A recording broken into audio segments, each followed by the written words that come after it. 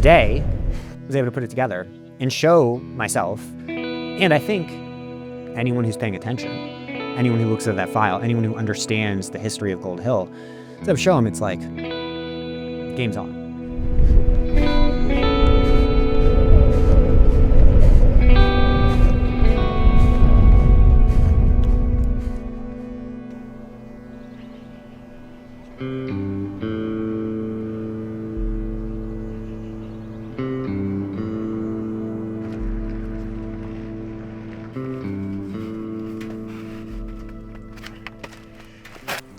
Okay, it's higher intensity today. We're trying to set the record on the Gold Hill loop, so 2 hours, 10 minutes is the current record. So we're going to be going through 2 sachets of Tailwind high carb. We have been absolutely loving this. In fact, we joke that it must have caffeine in it because we feel so good the rest of the day after we take it. But I just think it's designed to get into your bloodstream and work really well. We've mainly used it on the bike, but also for high intensity run workouts. So today, my heart rate's going to be above threshold for an hour-long climb, and I'm not going to be able to take in gels in my normal fashion. And this just simplifies things. Carry less weight and do all that. So what I'm going to do is both of these packets have 90 grams of carbs apiece, so 360 calories each. And I'm going to mix 2 of them into 3 bottles. So each bottle is going to have 60 grams of carbs, which, you know, over 2 hours, this plus 1 caffeinated gel that I'm going to take around halfway will come out to, you know, a little over 100 grams of carbs per hour. So yeah, we are 12 days out from the Big Alta 50K here. This is my last longer effort. But this isn't necessarily thinking about Big Alta. If Big Alta was my focus race of the season, I wouldn't do this. This is thinking about Western States and Leadville and beyond.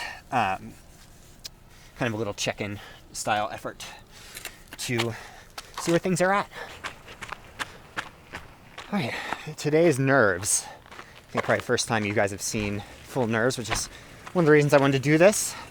It's competition. Haven't competed in a while, even though it's competition against ghosts and a clock.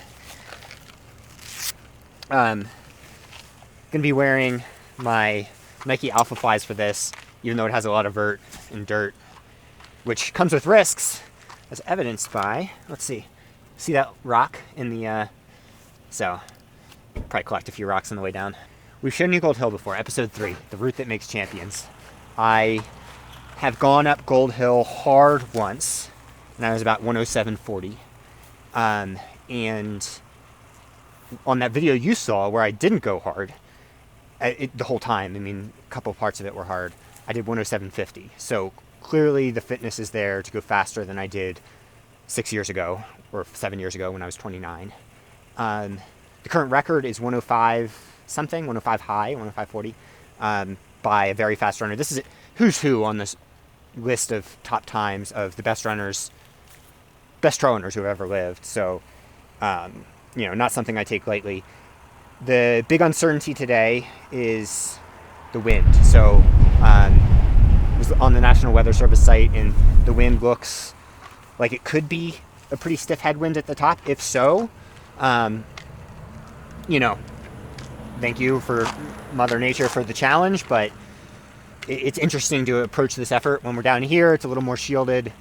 Don't know what we're going to be getting up there, and if it's a headwind up there, sometimes it can be brutal beyond belief. But we're going for the full FKT, the full loop. So if it's a headwind up there, we'll also get a tailwind on the way back on the downhill.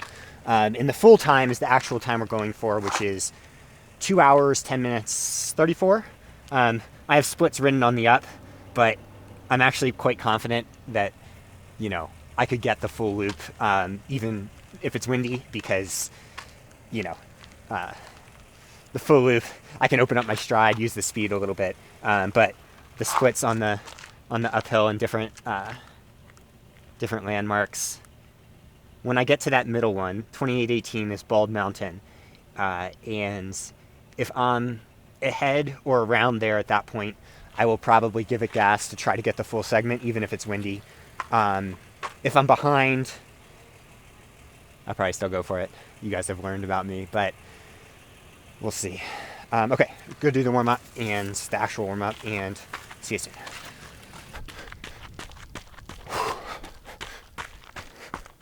All right.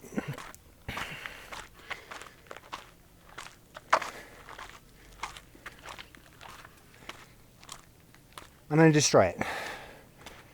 I think that it's an opportunity, right? Like, I have dreamed about being able to come back for this at some point, and just the stars haven't aligned, and they've aligned now. So embrace the opportunities we have. One thing is I don't fear it, that's for sure. That's like maybe the best like change that's happened overall. Is I used to get scared of not necessarily failure, but maybe the pain of it. And something shifted, whether it was the accident or just realizing that it's okay no matter what.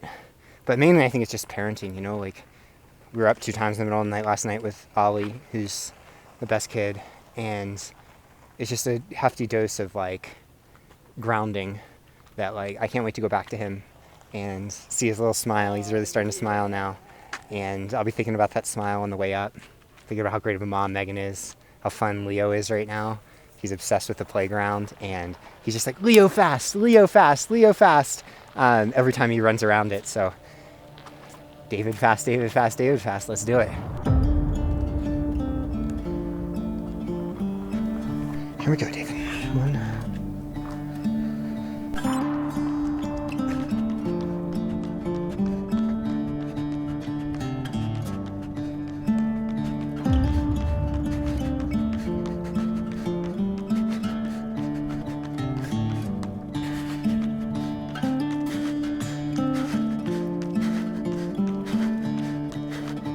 Love you guys.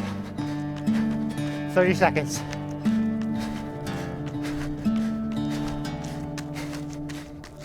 I think I knew what I was capable of, but there's a big difference between knowing it on paper and doing it in practice.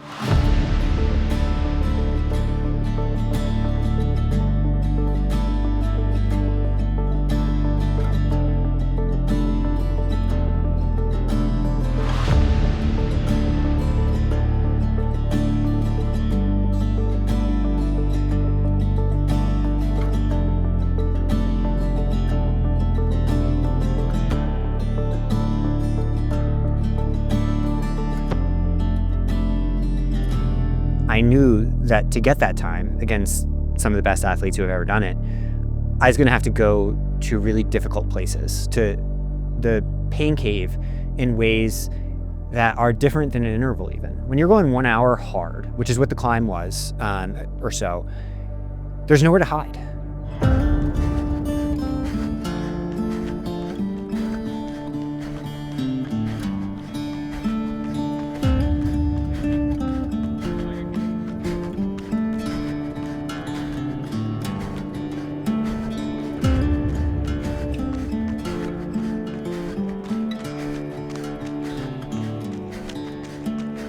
There are thousands of athletes who could have run on my heels for the first 4 miles of that climb. The part where, the true separation happens is when we're talking about minute 40, minute 50 of a 1 hour climb. Because when you're pushing threshold and pushing above threshold, you are really testing your fatigue resistance under strain. And I was like, look, this is the thing I work hard for. This is the thing that I've shown at the 100 milers I have. And I have built speed on top of it. So I can go into this not expecting a miracle, just expecting science.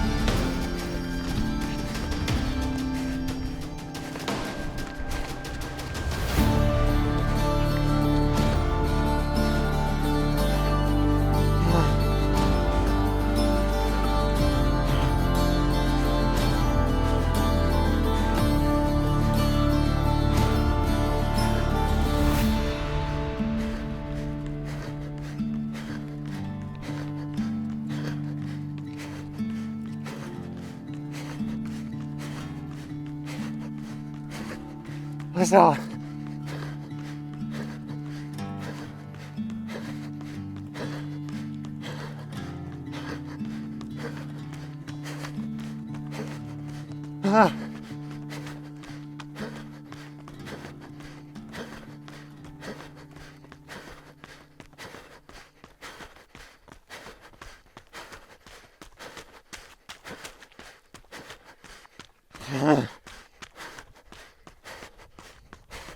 As we got up that steep part and I looked down at my watch, I saw that 20-second gap at Bald Mountain had ballooned out to over a minute, maybe even a minute 10. And then I was like, fuck yes, that is what I've been working so hard for. Like, I'm not going to be the athlete that is doing the mountain running championships anymore. Like, that's not where my goals lie. But where my goals do lie is what happens when things get really hard and you have the best athletes in the world as ghosts running with you. What's happening to them? And those ghosts started falling behind. Being there and knowing that as long as I executed here, I was going to be able to get this. It just made me reflect on the history on this route and the history of the sport and the history of Boulder. And maybe most significantly, it made me reflect on my own history. So I've done this climb hard from top to bottom, or from bottom to top, 3 different times. The first time I did it hard was before Strava in 2010. So that would mean I was 22 years old or so. And I think I did it in 1 hour, 20 minutes. And I was like, this is amazing. I was so proud of myself. That's so fast. And, you know, I wasn't sure how much faster I go. I knew there was more in the tank, but I was really impressed with myself. So 1 hour, 20 minutes. The next time I did it hard was to go for the record. And I got the record at the time, which was 2019 when I was 30 years old, peak, absolute athletic prime for an endurance athlete. And I ran 107.51. And as I was running and seeing the seconds tick over, I was like, 36 years old. What's possible? What I ran was a 104.25.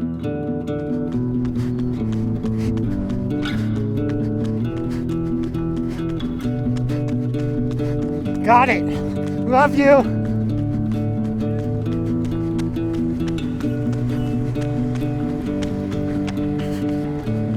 So, you know, that 30-year-old definitely didn't think there was any more in the tank. After I finished that one in 2019, I had to hitchhike back down. I couldn't even move anymore. And on this one, I got to, like, not just move, but run down the rest of the mountain. And what a reflection on what happens when you compound gains over time. That, you know, every brick stacks up, but it's not just like one brick on top of one brick on top of one brick. It's that every brick ends up being a little bit bigger because of the ones you've put under it. And I had a moment where during it, as I started the rundown, you know, and the rundown for me wasn't a super focused thing. Like, I mainly just wanted to get back to the car efficiently, get a nice stimulus in my legs. I just had a moment where I reflected on the fact that, like, this is my last attempt at this mountain. You know, like, I put out what I had. And yeah, maybe you could try to, like, game the conditions to get a perfect tailwind or perfect something, like maybe a full taper, like it's a race or something. But I gave it my all. And how many times can we say that in life? Like, I wouldn't even say that about, you know, the 100 milers I did last year. Like, I gave it my all. And I can't wait for more athletes to chase my ghost, because, like, my dream is that we're seeing what's possible. And I think that what I did out there is gonna be the type of thing that pushes athletes to new levels here in Boulder and maybe beyond, you know. That time had stood since 2020 and hasn't really been seriously challenged. And I never thought I'd be able to do that. Even knowing the numbers I have, even knowing how hard I work, I never, ever thought I'd be able to do that.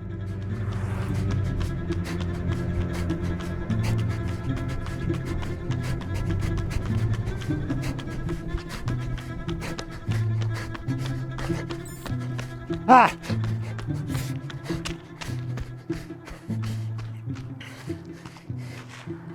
Gotta make sure that one stays. Okay, I don't care if we get this on camera. Cody, hug. Love you, man. Yeah, love you. That was awesome. You fucking destroyed that. Oh, Cody and everyone watching, like, that was the culmination of everything we've been building for, not just in these episodes, but the last 18 years, you know, like,